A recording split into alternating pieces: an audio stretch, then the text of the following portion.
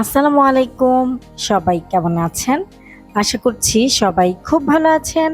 আমি আলহামদুলিল্লাহ ভালো আছি। চলে আসলাম আরেকটি নতুন ব্লগ নিয়ে। আশা করছি সবাই একটা লাইক দিয়ে শুরু থেকে শেষ পর্যন্ত দেখবেন। সকালে উঠে গাছে পানি দিচ্ছি।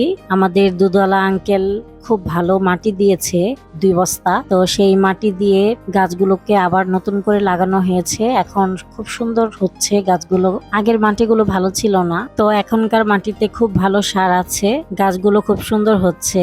আর এই লেবু গাছ আর বেলি ফুল গাছ তো কিনে এনেছি নতুন করে গত সপ্তাহে। বেলি ফুল গাছে খুব সুন্দর বেলি ফুল ধরে, নিচে পড়ে থাকে। রাতের বেলা বেলি ফুলের ঘ্রাণ কি যে ভালো লাগে, পুরো ঘর ভরে যায় ঘ্রাণে। সকালে উঠে দেখি গাছের নিচে অনেকগুলো বেলি ফুল পড়ে আছে। এটা 12 মাসা বেলি ফুল গাছ।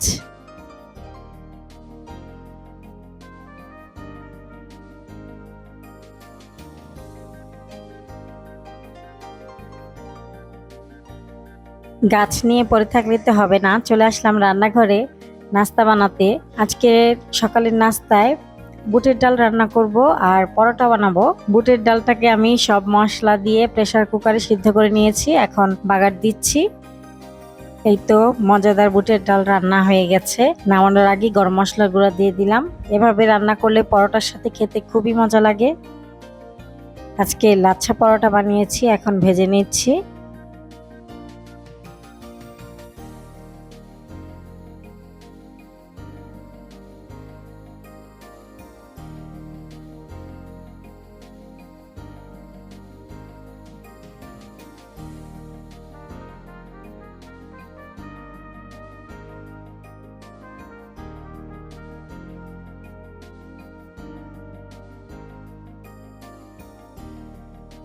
আর আপনাদের ভাইয়া আমাকে ভাজায় হেল্প করছিল, আমি বেলে দিচ্ছিলাম আর উনি ভাজতেছিল।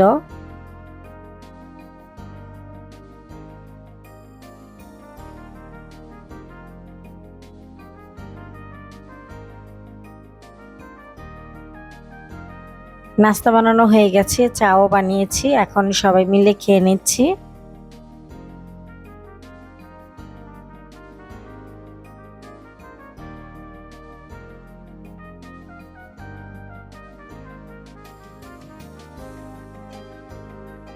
নাস্তা করার পর আমার ছেলে এই বারান্দায় এসে দুলতেছিল, তো ভাবলাম আপনাদের সাথে শেয়ার করি।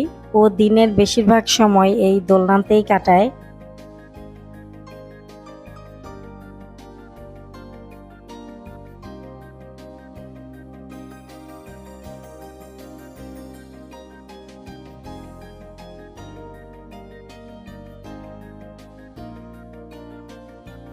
আপনাদের ভাইয়া এই আমগুলো নিয়ে এসেছি, এটা নাকি ব্যানানা ম্যাঙ্গো। তো আমি হাসতেছিলাম নাম শুনে, আর এটা সত্যি কলার মতোই দেখা যাচ্ছিল, কেমন লম্বা লম্বা আমগুলো।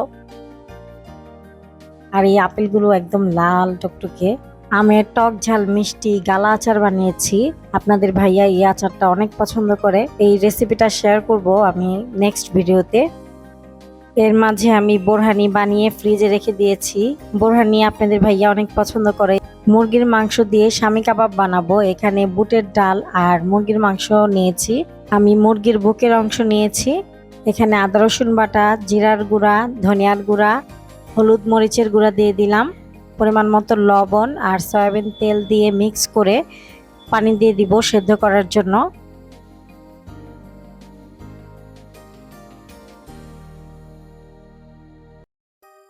প্রেসার কুকারে 3টা সিটি বাজার পর আমি ঢাকনা খুলে দিয়েছি। সবকিছু সেদ্ধ হয়ে গেছে, এখন পানিটা শুকিয়ে এরকম হয়ে যাবে। এ পর্যায়ে আমি ব্লেন্ড করে নিয়েছি। তারপরে এখানে পেঁয়াজ কুচি দিয়ে দিলাম, ধনিয়া পাতা কুচি আর কিছুটা কাঁচামরিচ কুচি দিয়ে দিলাম। গরম মশলার গুঁড়া দিয়ে দিচ্ছি আর একটুখানি লবণ দিয়ে দিলাম এই পেঁয়াজ মরিচের জন্য। তারপর ভালোভাবে মিক্স করে নিব। একটা ডিম দিয়ে দিচ্ছি। তারপর দিয়ে দিব টোস্ট বিস্কুটের গুঁড়া।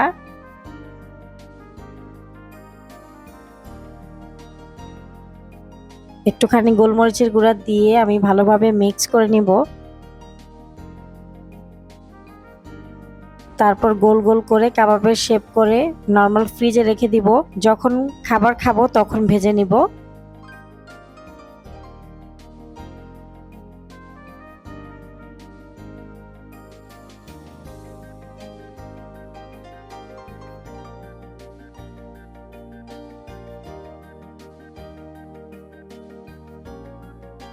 গরুর রেজালা রান্না করব।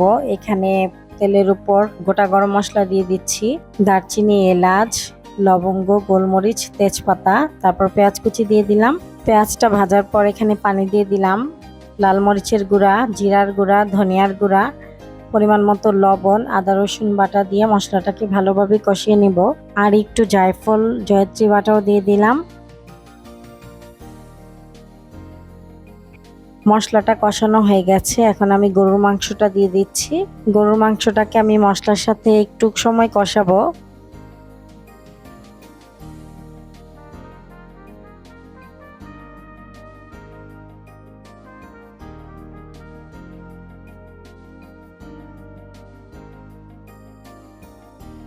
মাংসটা মশলার সাথে কষানো হয়ে গেছে, এখন আমি মাংসটা সেদ্ধ করার জন্য পানি দিয়ে দিলাম। তারপর প্রেসার কুকারের ঢাকনাটা লাগিয়ে দেব। প্রেসার কুকারের 4টা সিটি বাজার পর এখন আমি অন্য একটা প্যানে মাংসগুলো ঢেলে নিয়েছি। মাংসগুলো প্রায় অর্ধেক সেদ্ধ হয়ে গেছে, এখন আমি একটা মিশ্রণ বানাবো। এখানে কাঠবাদাম, পেস্তা বাদাম দিয়ে দিলাম, পেঁয়াজ বেরেস্তা দিয়ে দিলাম, আর টক দই দিয়েছি, 1 চামচ চিনি দিয়েছি। তারপর এটাকে ভালোভাবে ব্লেন্ড করে নিলাম। এখন আমি এই মিশ্রণটা এই মাংসের সাথে দিয়ে দিব। এই মিশ্রণটাই গরুর রেজালার আসল স্বাদটা নিয়ে আসবে। মাংসটা যখন সেদ্ধ হয়ে যাবে ঠিক এই পর্যায়ে দিতে হবে এই মিশ্রণটা।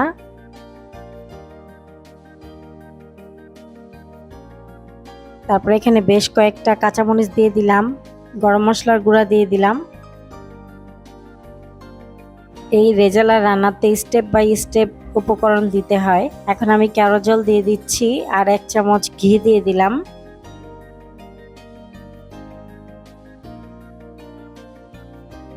তারপর গুঁড়া দুধ দিয়ে দিব।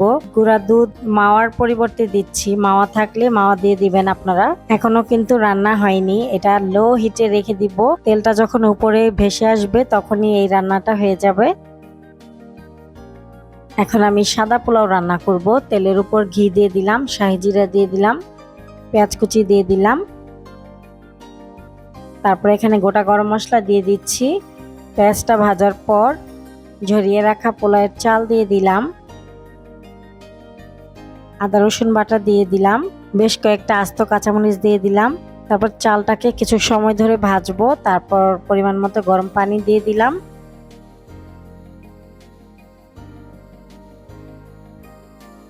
পরিমাণ মতো লবণ, গুঁড়া দুধ দিয়ে দিচ্ছি। তারপর চুলাটাকে মিডিয়াম হিটে রেখে ঢেকে রাখবো।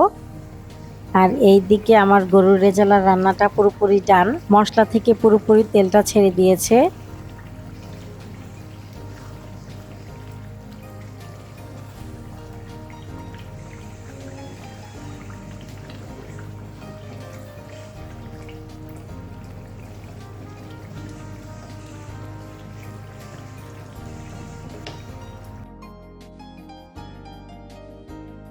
আর পোলাওটাকে এখন আমি নেড়ে ছেড়ে মিশিয়ে নিচ্ছি। উপর থেকে ঘি দিয়ে দিব, আর পাতিলের নিচে একটা তাওয়া দিয়ে দিয়েছি, এতে করে পোলাওটার নিচে লেগে যাবে না। 10 মিনিট দমে রাখলেই হয়ে যাবে। এই ফাঁকে আমি সালাদ কেটে নিই।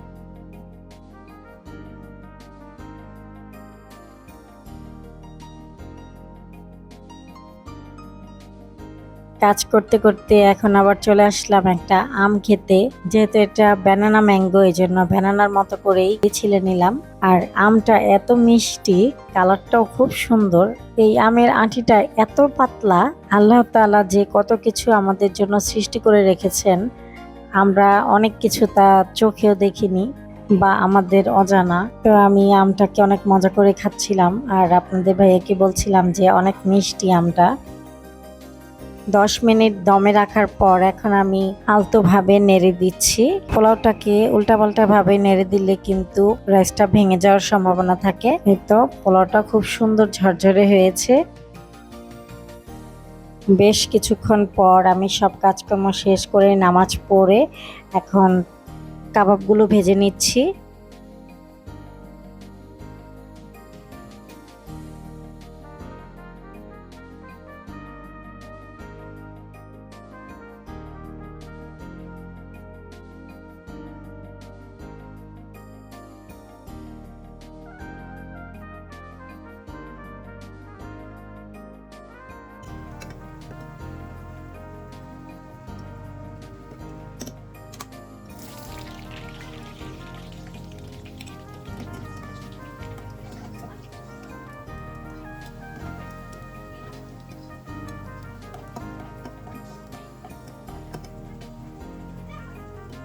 এখনকার মতো যতগুলো লাগবে ততগুলো ভেজে নিয়েছি, আর বাকিটা ডিপ ফ্রিজে রেখে দিব।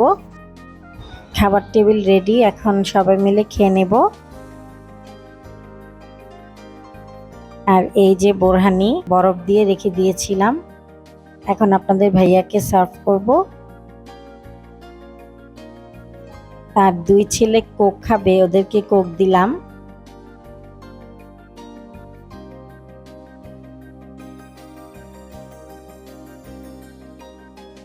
আজকে আপনাদের ভাইয়া খাবার খেয়ে রিভিউ দিবে। প্রত্যেকটা আইটেমই বিয়েবাড়ির পারফেক্ট স্বাদ হয়েছে। আলহামদুলিল্লাহ, খাবার রান্না করার পর সবার প্রশংসা পেলে কিন্তু ভালোই লাগে। আর এই যে আমার বড় বাবা, তারও খুবই পছন্দ এই খাবারগুলো, আর সে তো প্রশংসা করতেই থাকে সবসময়। ছোট ছেলেকে খাওয়াতে খাওয়াতে ওর প্লেটেই আমি বসে গেলাম।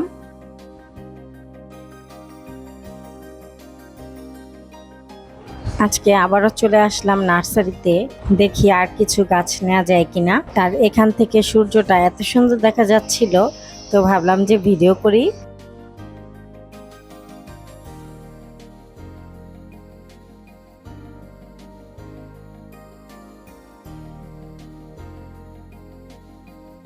এখন পর্যন্ত যারা আমার চ্যানেলটি সাবস্ক্রাইব করেননি, তারা প্লিজ আমার চ্যানেলটি সাবস্ক্রাইব করবেন, আর ফেসবুক থেকে দেখলে আমার ফেসবুক পেজটাও ফলো করবেন।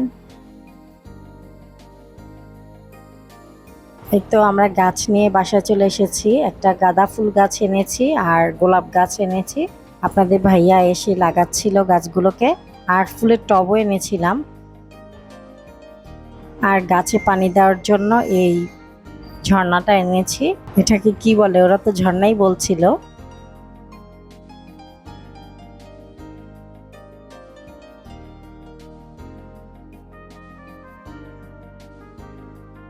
এখন সন্ধ্যাবেলা মাগরিবের নামাজের পরে আমরা সবাই মিলে কোন আইসক্রিম খাচ্ছিলাম। ভিডিওটি ভালো লাগলে প্লিজ একটি লাইক দিবেন। ভিডিও সংক্রান্ত কোনো মতামত থাকলে কমেন্টের মাধ্যমে জানাতে পারেন। আজকের মতো ভিডিওটি এ পর্যন্তই। আবার চলে আসব নতুন একটি ব্লগ নিয়ে। সে পর্যন্ত সবাই ভালো থাকবেন, সুস্থ থাকবেন। আল্লাহ হাফেজ।